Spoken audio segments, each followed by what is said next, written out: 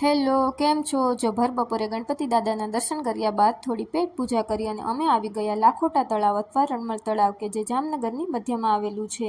તળાવ, તેની આસપાસના બગીચા, વોકિંગ ટ્રેક, શિયાળામાં આવતા પક્ષીઓ તેમજ ત્યાંની હરિયાળી અને મ્યુઝિકલ ફુવારા માટે જાણીતું છે. તળાવની વચ્ચે આવેલો કિલ્લો લાખોટા કોઠા તરીકે ઓળખાય છે, જે સલામતી માટેનું કેન્દ્ર છે. જામ રણસિદ્ધજીનું સ્ટેચ્યુ મૂકેલું છે. કહેવામાં આવે છે કે 19મી સદીમાં રાજા જામ રણમલજી બીજા દ્વારા 5 લાખ ચોરસ મીટરમાં આ વર્તુળાકાર તળાવનું નિર્માણ કરાયું હતું. તળાવ ત્યાંની આસપાસની સુંદરતા માટે ખૂબ જ જાણીતું છે.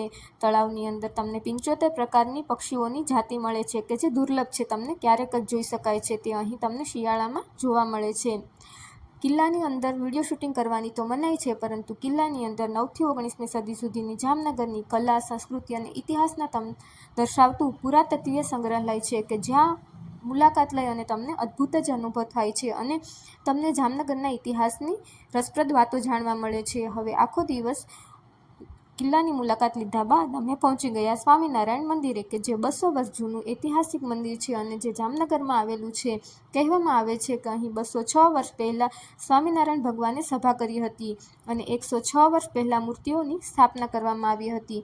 આ મંદિર પણ તમને જોવાલાયક ખૂબ જ મસ્ત સ્થળ છે. Thank you, by.